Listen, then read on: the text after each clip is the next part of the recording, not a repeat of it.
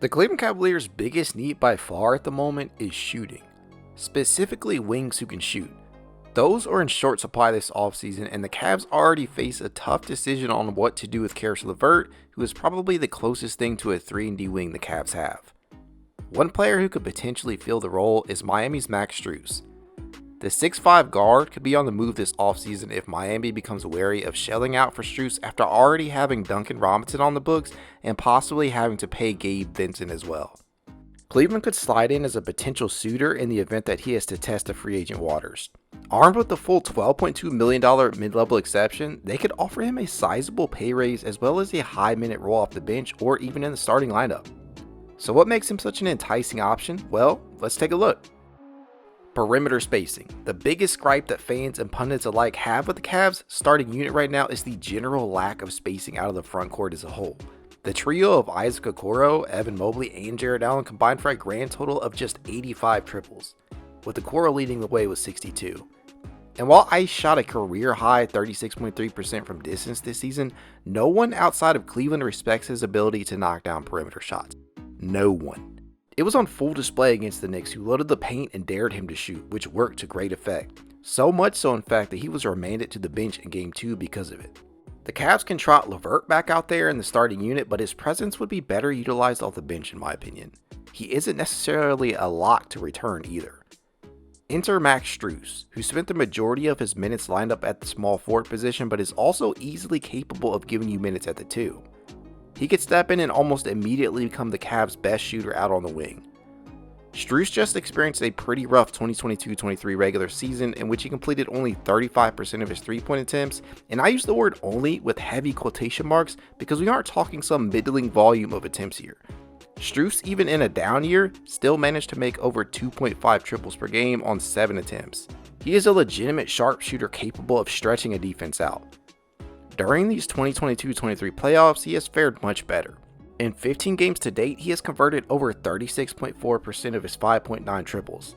That's good for 2.1 made threes per game. And considering that these account for well over 70% of his shot profile, any potential suitor should feel really good about his ability to stretch the floor. Heading back to his regular season stat line, I feel like it's important to shed a little light on just where these attempts come from. The overwhelming majority were catch and shoot attempts. 6 per game to be exact, of which he knocked down 36.1%. That's a respectable mark to say the least, and in an offense where he wouldn't have to worry about generating offense for himself thanks to the star backcourt duo of Darius Garland and Donovan Mitchell, there's no telling just how many open looks he could get. It's a tantalizing prospect to think about. In terms of sheer gravity, Strus would be the ideal wing available this offseason via free agency. 1.7 of his triples attempted per game were considered tightly defended. That's more than any of the top wings available this offseason and also more than any of the incumbent options for the Cavs. And while Strus didn't necessarily convert on these looks at a good rate, the gravity generated by them is a real asset. A breakdown of the triples he attempted indicates that he is comfortable shooting the ball from all over. The majority of his attempts came from above the break, as 401 of his 563 three-pointers were of this variety. Gets it to Adebayo. Over to Lowry, into the corner. Vincent, extra feed. Strus, you bet! I love seeing him connect on that because it's been a little up and down for him this season. He played so well, was in the starting lineup. He only completed 30.9% of these looks, which was way down from last season's 37.9 on 319 attempts, but he was still very effective from the corners. He took 82 from the left corner, completing 46.3%. Fox is waiting in Malibu as Strus knocks down the Vincent three. No. Offensive rebound Love. Strus, they get another chance. They take it. And 80 from the right, where he knocked down 43.8%. It's safe to say that he can knock the three ball down from anywhere. This is where the majority of his offensive production come from. It's either an attempt at the rim or a three-pointer. He only attempted 12 shots all season long from the mid-range. An underrated area of his game is his work as a cutter.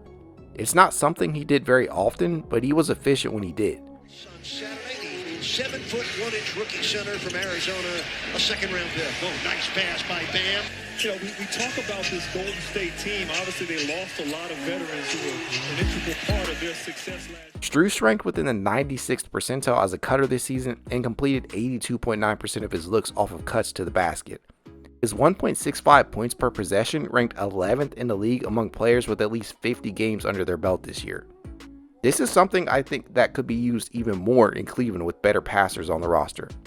He is a low usage player, finishing with a usage rate of 16.4% this season and rarely turns the ball over as a result. His 8.5% turnover percentage ranked within the 84th percentile.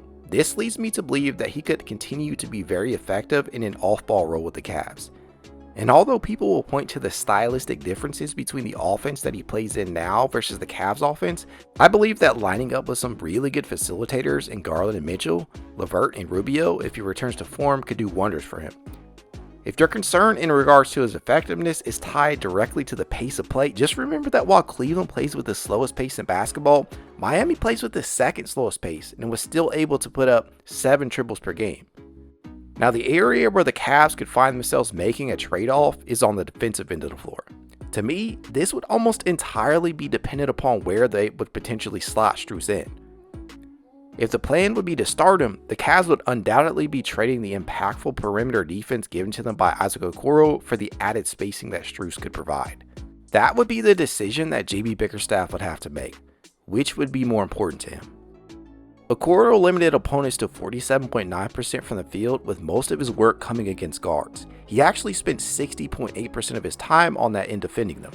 This is because he often drew the toughest assignment out on the perimeter due to the size and defensive limitations of the backcourt. He covered a lot of their deficiencies.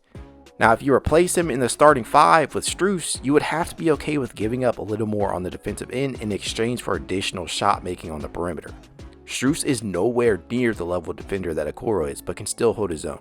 He held his assignments to 49.8%, which was split mostly between guards and forwards. He would not be the coveted 3-and-D wing that we all want, but he provides solid enough defense combined with high-level shooting. The biggest question mark in regards to Max Strus would be just how much his services would cost. Would he be available for the MLE? Hard to tell at the moment, but if the Heat show in any way that they might be ready to let him walk, Cleveland should be ready to throw the MLE his way and see what happens. He would solve a major problem whether he starts or plays a reserve role. Here's to hoping he's donning the wine and gold next season.